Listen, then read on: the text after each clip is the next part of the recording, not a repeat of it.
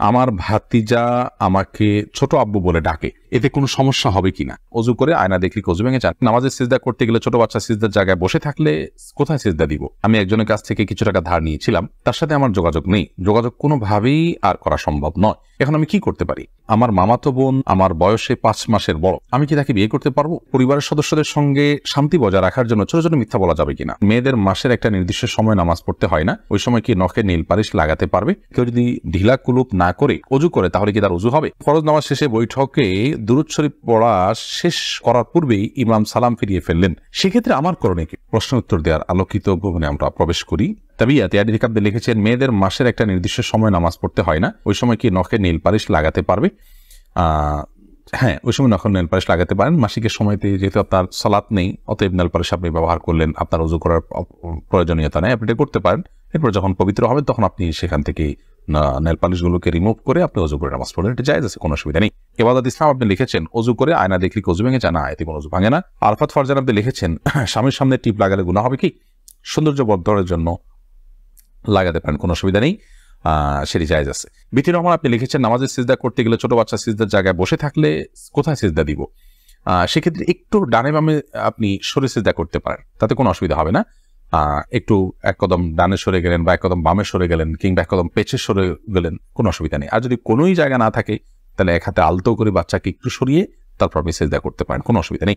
আব্দুল করিম পাটোয়ারি লিখেছেন, ফরজ নামাজ শেষে বৈঠকে দুরূদ শরীফ পড়া শেষ করার পূর্বেই ইমাম সালাম ফিরিয়ে ফেললেন, সেক্ষেত্রে আমার করণীয় কি? ফরজ নামাজের শেষ বৈঠকে ইমাম আপনার দুরূদ শেষ করার আগে যদি সালাম ফিরিয়ে ফেলেন তাহলে আপনি খুব দ্রুততার সাথে দুরূদ শেষ করবেন। আর যদি দুরূদ শেষ করতে অনেক দেরি হয় তাহলে সেক্ষেত্রে কোনো একটা স্টেশনে দাঁড়িয়ে সালাম ফিরিয়ে ফেলবেন, আপনার সালাত হয়ে যাবে ইনশাআল্লাহ। অর্থাৎ যে কোনো একটা জায়গায় অর্থবহ হয়, যেমন আল্লাহুম্মা সাল্লি আলা মুহাম্মাদ ওয়া আলা আলি মুহাম্মাদ শেষ করলেন, পরে আপনি সালাম ফিরিয়ে ফেললেন, কারণ এখানে একটা অর্থবহ বাক্য হয়ে গেল। আর যদি শেষের দিকে থাকেন তাহলে দ্রুততার সাথে শেষ করে তারপর আপনি সালাম ফিরিয়ে ফেলবেন। এরপরে চামেলি খাতুন আপনি লিখেছেন, পরিবারের সদস্যদের সঙ্গে শান্তি বজায় রাখার জন্য ছোট ছোট মিথ্যা বলা যাবে কিনা? ছোট ছোট মিথ্যা আর বড় বড় মিথ্যা, মিথ্যা সর্বাবস্থায় ঘৃণিত এবং জঘন্য অপরাধ, এটি মৌলিকভাবে করা যাবে না। তবে দুজনের মধ্যকার বিবাদ মেটাবার জন্য যদি মিথ্যা বলতে হয়, একজনের কাছে গিয়ে অন্যজনের ব্যাপারে ইতিবাচক কথা, এমন কোনো কথা বলা যাতে করে তাদের মধ্যে সম্পর্কটা জোড়া লাগে, তো সেটাকে শরিয়া জায়েজ রেখেছে।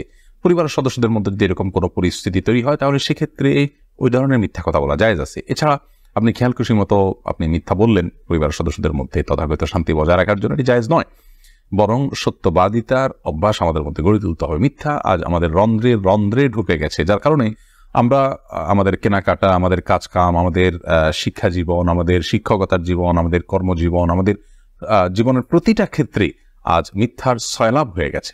এই জায়গায় পরিবারের শান্তি বজায় রাখার নাম দিয়ে আবার তথাকথিত ছোট ছোট মিথ্যা বলার বিষয়টি কখনো অনুমোদিত হতে পারে না।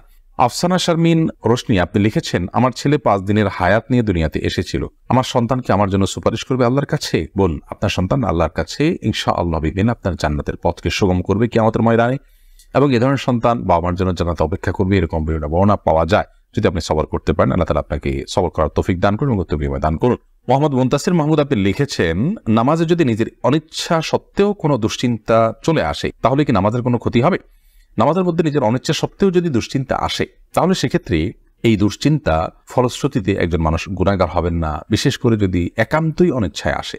কিন্তু সেটাকে যদি কন্টিনিউ করতে থাকেন তিনি, অর্থাৎ ভাবতেই থাকেন, ধরুন দুনিয়ার কোনো বিষয় মনে পড়লো আপনার জন্য যেটা দুশ্চিন্তার, এরপর ওইটা নিয়ে আপনি নামাজের মধ্যে ভাবতেই থাকলেন, তাহলে সেটা অবশ্যই আপনার জন্য গুনাহের বিষয় হবে এবং নামাজের আপনার যে প্রাণ সেটাকে নষ্ট করবে। হঠাৎ কোনো দুশ্চিন্তা হলো এবং মুহূর্তের মধ্যে সেটাকে আপনি ভুলে গিয়ে সালাতে মনোযোগী হয়ে গেলেন, তাতে কোনো অসুবিধা নেই, এটা ইচ্ছার বাইরে হয়েছে।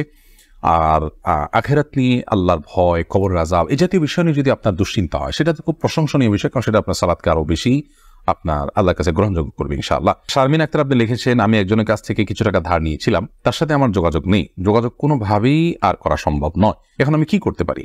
আপনি যদি তার সাথে যোগাযোগের কোনো সুযোগ না থাকে এবং যোগাযোগের কোনো সম্ভাবনা না থাকে তাহলে সেক্ষেত্রে ওই টাকাটা কোনো গরিব দুঃখীকে দান করে দিবেন তার তরফ থেকে, অর্থাৎ তার তরফ থেকেই ডোনেশন করে দিলেন, দান করে দিলেন, সবটা তার আমল নামায় যুক্ত হলেন, মাধ্যমে ইনশাআল্লাহ আপনি দায়মুক্ত হওয়ার চেষ্টা করতে পারেন। হাবিব রাজ আপনি লিখেছেন, আমার মামাতো বোন আমার বয়সে 5 মাসের বড়, আমি কি তাকে বিয়ে করতে পারবো? দেখুন, যিনি বয়সে বড় তার সাথে বিবাহ বন্ধনে আবদ্ধ হওয়া মৌলিকভাবে জায়েজ আছে, এটি কোনো নাজায়েজ বা হারাম কোনো বিষয় নয়।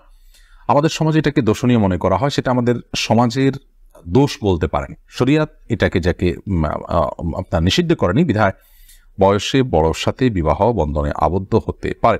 বিশেষ করে নবী করিম সাল্লাল্লাহু আলাইহি সাল্লাম তিনি নিজেও খাদিজা রাদিয়াল্লাহু তাআলা আনহাকে বিয়ে করেছেন, তখন খাদিজা রাদিয়াল্লাহু তাআলা আনহা বয়স তার চাইতে বেশি ছিল।